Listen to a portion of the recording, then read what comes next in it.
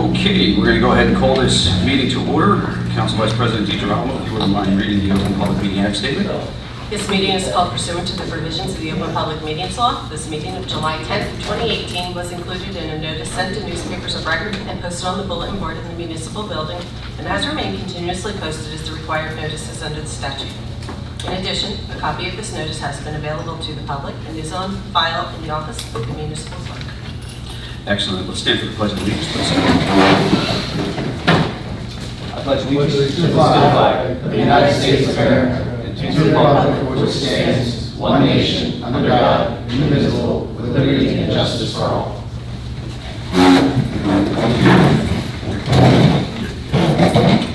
Okay, roll call vote, Vicki.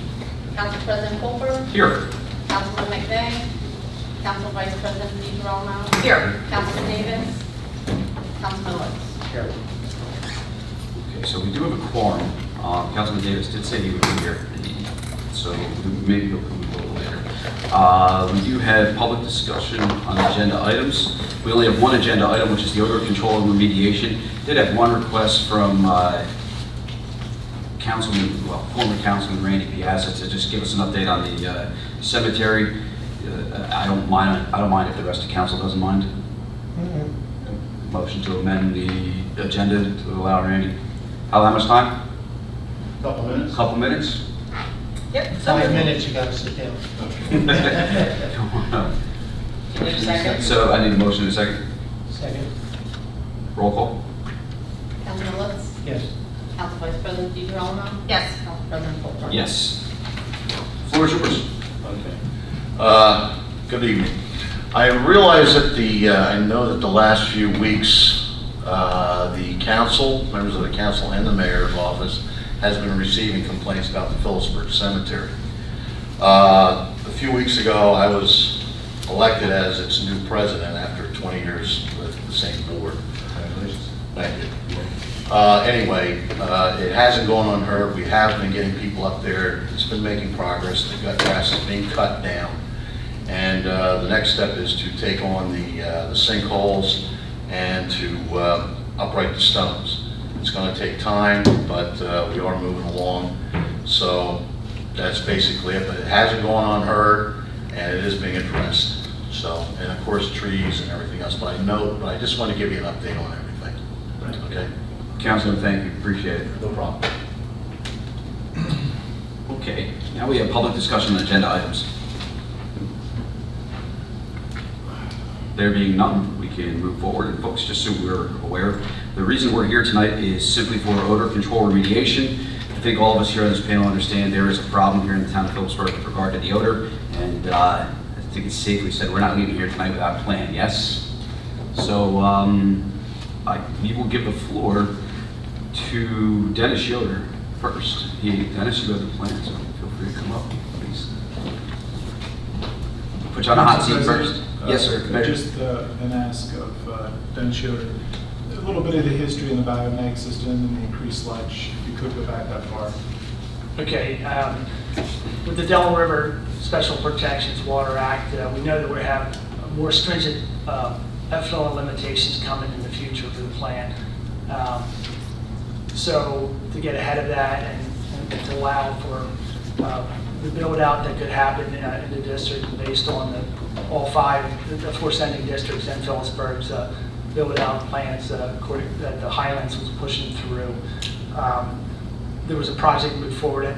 We had looked at how can you maximize, you have a really tight footprint over there with your wastewater plant, and everything that's on the north side of Lopakon Creek is pretty much in the 100-year floodplain area, so you can't really build anything there. In the future, there's a little bit of land up on the top flat part that we possibly could do something. We had to do equalization or something in the future, but you're really restricted on that side.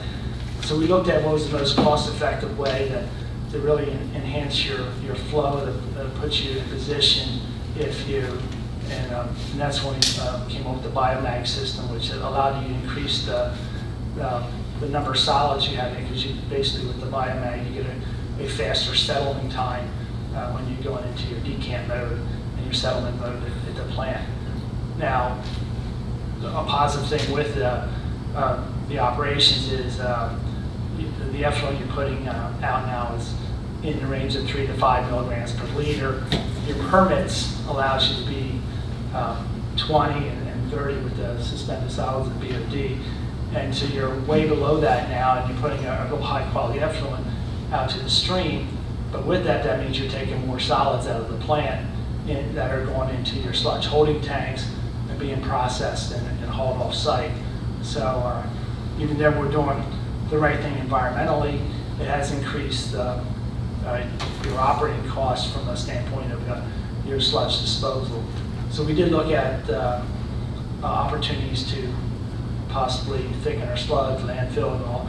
But that all has costs, and that's down the road projects, because some of your sludge thickening equipment and so forth and handling equipment is certainly antiquated and starting to get to a point.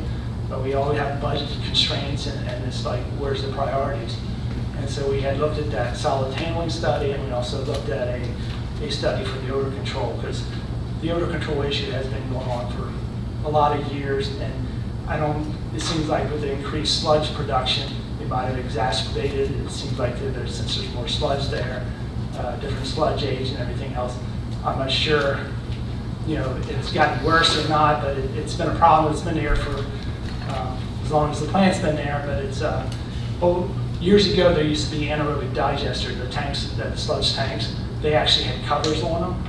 And so I guess at some point in time they deteriorated, and somebody converted them to aerobic digesters and then took the covers off. And that was probably the start of the odor issues at the plant, because when the covers were on, you're in a little bit of a better situation. So right now to go to a different aeration system within those 2 sludge holding tanks, put covers on them, and then go through a biofilter. We had done some odor study analysis in there, and the levels of the odors that were coming out and some of the types we monitor were higher than what we would recommend going through like a carbon filter. You would just use up your spent carbon and run into higher costs with that. So what our plan going forward is, when it can be funded, is to put a new air distribution system in those tanks, try and minimize the errors, because whatever we do with the air in those tanks also then increases the size of your biofilters that you have to do for treatment. But we're estimating about 85% of the odors from the plant are coming from the sludge holding tanks and the waste sludge holding tank that was put in with the biobag system. You're still going to have odors coming from the headworks where everything's coming in. Those odors would tend to be more morning type of odors when you have long force mains or detention times in your system, and all the dissolved oxygen is used up in the force main, and then gets released. That's when you tend to have your sulfide release. So the odors that I'm hearing that seems to be the public nuisance more so than anything seems to be in the evenings at night, and that would not necessarily be something would be associated with this headwork discharge. So it seems to be more coming from the sludge holding tanks. And when we had done the evaluations out there, that's where we seemed to be the primary focus. We had, in our study, we identified what we could do with the headworks, but they had that extra $1 million. We felt that you should at least do it on a phased approach and have the primary cause area as your main focus to mitigate the problem at the plant. So I feel the estimate, obviously we do value engineering through the design process, try to come up with the most efficient way we can do it and bring cost in. But from a budget standpoint, we're looking at like $3 million for the project, and that becomes a funding issue. Now the challenge is with any contract like this, the most cost-effective way for the town to do it is through the New Jersey Infrastructure Bank. They have very favorable financing. The problem is there's a lot of red tape, a lot of hoops to jump through, a lot more environmental reviews. So the best case scenario going that route would be 24 months, and that's assuming that they are responsive and they give your project highest priority. So that's the challenge with that. but you wouldn't have to start actually paying any debt service on that project until the final completion or until everything's about 75% complete. They'd probably make you get a loan closing at that point in time. So from a financing standpoint, that works best.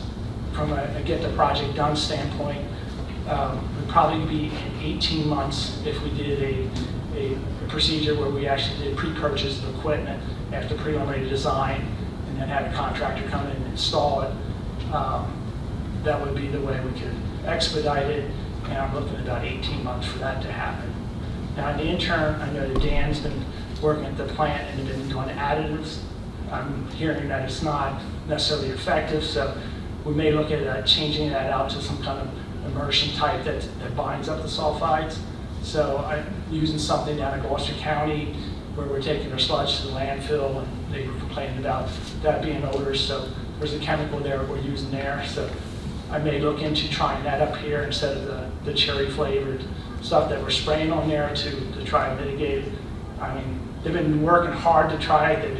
They changed the mixed liquor concentrations of the plant, doing things, changing around to try to minimize what they're doing, but it hasn't been an easy task for them, but their guys certainly aware of it and have been trying, so Right, trying to but move forward the best way we can. Smiling wasn't devaluing their work, it was the topic and then the cherry flavor on top of it. Yes.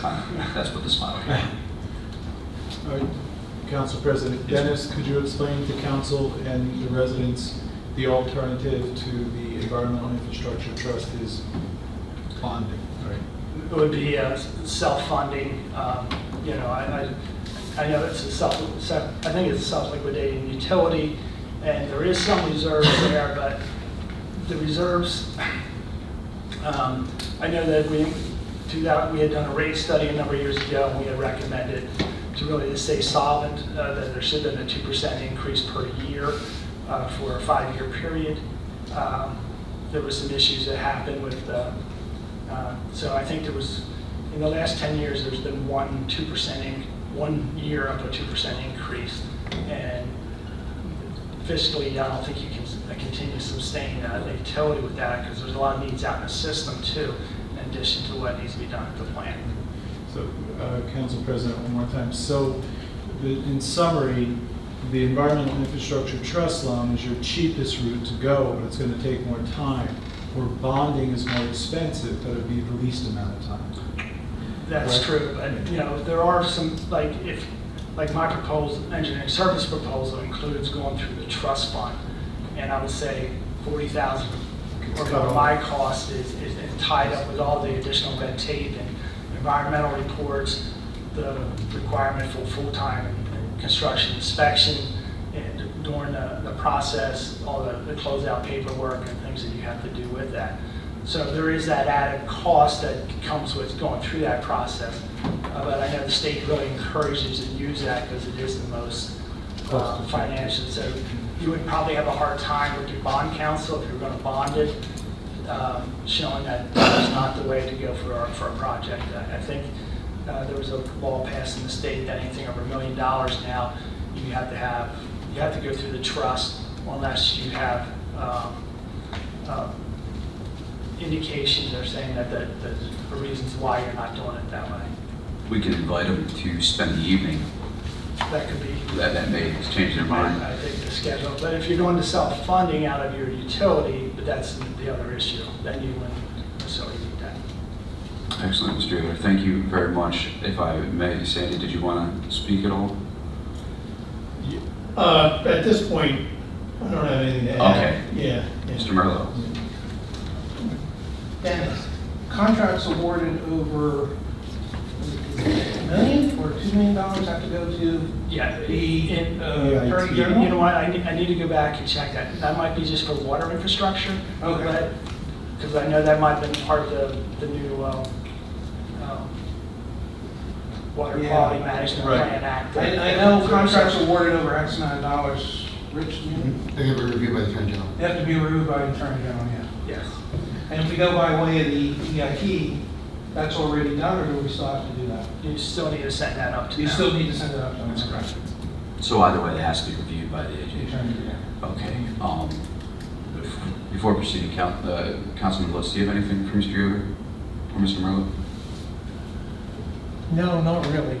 It's absorbing right now. Okay. For Council what Vice President. what we have to do. Yeah, two questions. The sludge increase that you were talking about, Yes.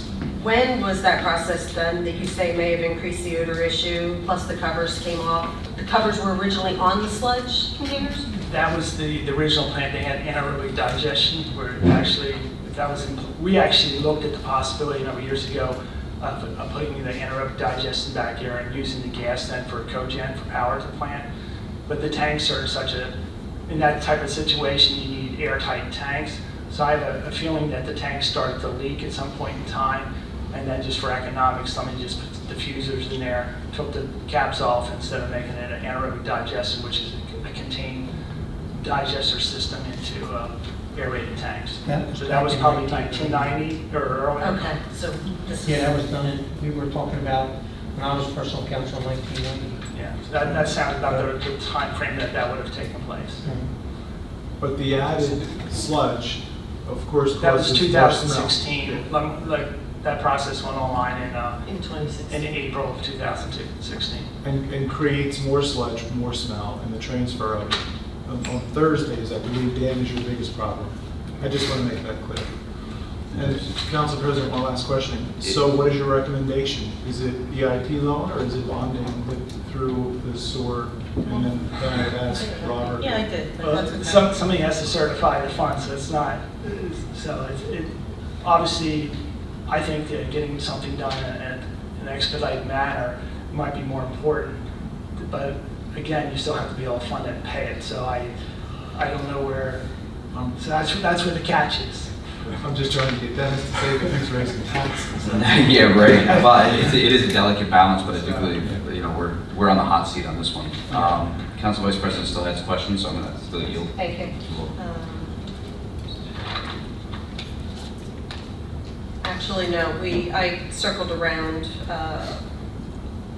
3 million 2 years ago. Are we going to hear from Dan as well? Sure. Or we got everything we got? No, the floor's open, Dan. I'd love to hear from Dan. Okay, no, then I'll wait. I'm good. Okay. Excellent. Dennis, I appreciate it. I'm with the mayor. I do believe it would be nice if you told us we had to raise taxes, but I get it. Dan will say anything. I'll say it, no problem. Council President, Dan will say anything. Yeah, Dan will get to it. Yeah, one thing you may want to consider is, at least on the commercial is, right now you charge based on flow only, that's my understanding. Right. That's unusual. I know that the people want to use there's a minimum fee for that, but it wouldn't be unusual to have a quarterly flat fee and plus the fee, and it's something you may want to look at least on the commercial end. I know you want to support business and all, and I'm not going to tell you how you do your tax structure, but right now you're not generating enough revenue for your sewer utility, so somebody has to. No, I And you're agree. when we're dealing with commercial, especially with the food establishments, with the fats, oils, and grease and things that they're putting in your system, they put a much higher demand on your maintenance of your system and your loadings to your plants and things like that. So there's a little bit of logic behind having them pay a little bit more of a flat fee. Right. And we haven't raised rates in 10 years. I think you said, right, we have one We rate. have 2%. So I think it's something that this body should take into consideration. Right? That was for everybody, Was that for everybody? including the districts, yes. Dennis, is there a reason why we can't borrow from the sanitary sewer collection to do is something changed to do the odor controls? It always been that way for a specific project? If we're borrowing $8 million for the sanitary sewer collection, Yeah. why can't we take 3 off the top and not increase the bond debt? I'd like council to hear why. You probably there are two different, they have different categories in their system. One for their system is a little bit different than the treatment plant improvements. Now you could reduce that other loan, but the nice thing is with what you're doing with the sewer system, and I don't know, you don't have any guarantee on it till you go through the process, but right now they're giving a lot of principal forgiveness for sewer systems that are addressing combined sewer eliminations and then also Infiltration. infiltration, and they're giving up to 50% principal forgiveness up to $5 million. So, Two different. so you don't want to cut your program below $5 million if you're currently around 8 or something, but you could downscale one versus the other, but they're going to make you do it as two different loan applications because they consider two different projects. Oh, yeah, I can understand that they were threatening $10,000 a day fines from the Right. residential enforcement, as you know. Thank you. Yes. Thank you. Dan?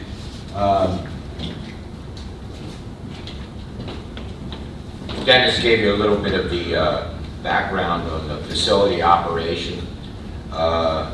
The facility was first constructed in that site in 1955. So the structures are essentially from 1955, including the digester building, which we're discussing. The facility was run as a anaerobic system. The waste gas was burned, so there was a big yellow flame down there that would burn off that excess gas.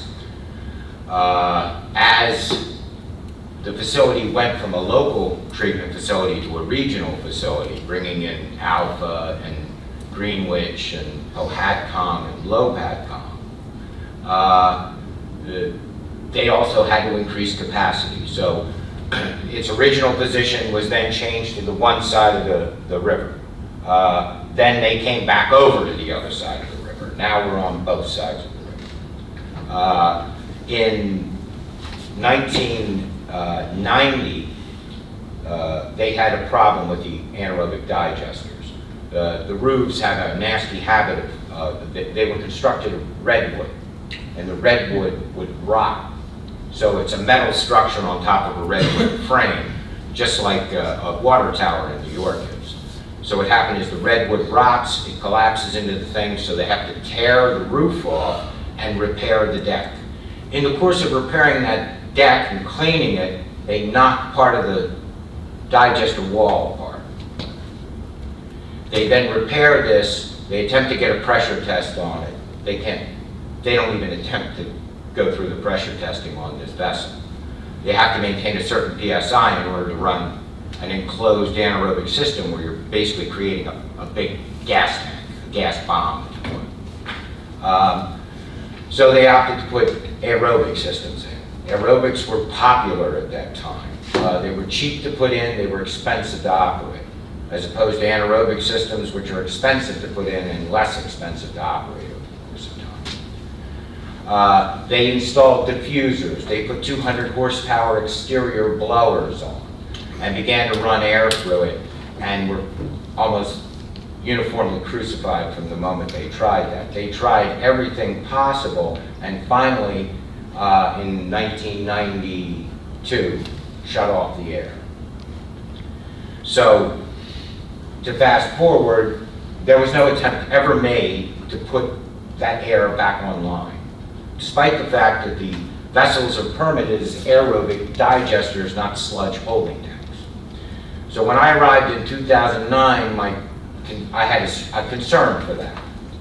We began addressing issues with the digesters, such as trying to rebuild thickeners to make them more efficient. We began to put decanting assemblies in these anaerobic digesters, which hadn't been included, to enable for us to fill them and then take some of the, settle them and then take some of the clear water off to give us more volume in the tanks. In 2012, prompted by the fact that the system itself had an inherent weakness in that 7 days out of 9, I would be more than under permit, 10, 11 out of 20. However, I would get a high flow event, rain. Rain would come. If I would go, depending on how quick I would get the rain, my total suspended solids would go from 10 to 100. The next day it would be back to 10. With the way you report it, it's a rotating 7-day average. I would exceed the first day with 100, a second day with 50, the third day with the 47, and it would take 4 days in order to bring the plant back into permit. As a result of that, we began looking at where we were going to go. The Highlands Commission had completely changed. The way they had defined municipal wastewater management plans had significantly changed. There was an opportunity developing that Harry Wyatt focused on that said, we need to focus on getting the plant as efficient as it can so we can get as much flow into the place as humanly possible. It was the sole reason for that was to try to bring as much revenue as we can through the wastewater treatment plant through increased flows. So the more flow we get, the more money we get. So the more money we get, the more of an enterprise environment we can create with the wastewater treatment plant. We pay for more of our own things. We have less of a need to come back and ask for more and more rate increases. In addition, we were looking at the Ingersoll Rand property, which was going through these series of developments. 2 million gallons was tossed around at one point in time. Can you take 2 million gallons extra? Yes, we think we can do that. We can do that with certain modifications. What became more frustrating was, even though we never violated our permit, well, we did violate the permit, but maybe 6 or 7 times in the course of this period, all with what we call an affirmative defense. There was something that occurred that caused the violation that was beyond our control. And we presented that argument to the state, and they said, yes, we agree with you. Based on the situation, there's no enforcement action going to be taken on this. But the Environmental Protection Agency took a different tone. They hated the fact that we had exceedances. That's what they focused on. Because one of the things that we can do is, I have 7 days to test at the facility. So I get 100 on a test day. When a high flow event comes through, I have 6 more days to run tests in a 24-hour period and average them together to lower that number. The Environmental Protection Agency, however, focused not on the end result, but the activity that was occurring within this span. And they began to focus on it. They began to say things to the NJ DEP in their quarterly reviews. And DEP would say, they're not in violation. They said, we know they're not. We're concerned about these repetitious exceedances without any activity going forward to try to solve it. In June of 2012, EPA paid a 3-day visit to the plant where they looked at every single thing we did. They analyzed, they went through every record back for 7 years. They went through all our laboratory results for 7 years. In the course of this, we realized that to accomplish a significant expansion of the facility to optimize its use within its footprint and to meet the environmental necessities that we currently were facing and the future with this total mass discharge limitations we were talking about earlier, with them going to change these numbers on the Delaware River to make it cleaner and more usable, we moved to try to optimize the performance of the facility. Initially, we had a completely different plan that we were going to use, more conventional wastewater. But then Sandy hit. The whole area, while we were not significantly inundated with water, we were during Irene, the whole area, that whole back end there was underwater. Land use decided in January of 2014 that, 2013, wasn't it? Yeah, January 2013, the whole area was going to be designated as a floodplain. That meant we couldn't build.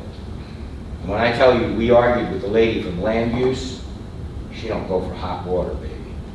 There was no moving that water. Everything I could do to try to talk her off the ledge, we attempted over and over and over to no avail. She stood her ground and stood by what the decision was. As a result, we went in a different direction. we began to look at more innovative wastewater applications. The facility is a biological nutrient removal facility, which means it's a little more complicated than the average wastewater treatment plant insofar as we don't use chemicals to remove our contaminants. It's done with organisms. So we have huge selectors. We don't have one, we have 7 of them. So we have 7 very large basins. The basins are over 300,000 gallons apiece, all fed individually. So essentially what we have is 7 different treatment systems operating at one time. In looking at how we can optimize this, we're committed. We don't have any room to rip everything out and rebuild it unless we relocate the plant. And the plant has a net value of 150, 160, $200 million. That's what the plant is worth. So we didn't have $200 million to go build a plant someplace else in Pohat or something, not that they would let us anyway. But we had to figure out what to do. So what we did was we looked at this innovative technologies. It built off a lot of very hard-fought biological systems from Iowa State and from Cornell, all having to do with how to get more bang out of a given surface area that you have. So what we did was we decided that we would introduce to the system iron oxide. We would then allow the iron oxide, the organisms now, which by their nature will bind together and form what we call flock. So you take water and you pour it down, put a little bit of food in it, some eggs, put some food in it, and just let it sit there. And over the course of time, bacteria will begin to agglomulate in that mass. So in the old days, they used to do it for sourdough bread. You just take it out and put it in air yeast. You didn't need that yeast. If you left it out long enough, it would turn to yeast. Yeast would attract it and would get fermented bread. We add now the iron oxide, and what it does is it provides a platform for growth. So in a system where you have suspended growth, where everything is suspended in the water, you now introduce a particle to give a fixed film to allow it to develop at the same time. So what you can do is instead of running 3,000 milligrams per liter, you can run 6,000 milligrams per liter, which means the more active bugs you have, the more bacteria that you have, the more constituents of contaminant you can break down. The older the sludge, the more complex constituents you can break down. So the bigger the molecule. So, for example, we may have a change 100 times a day of the number of organisms that will eat biochemical oxygen demand. What comes down your toilet normally?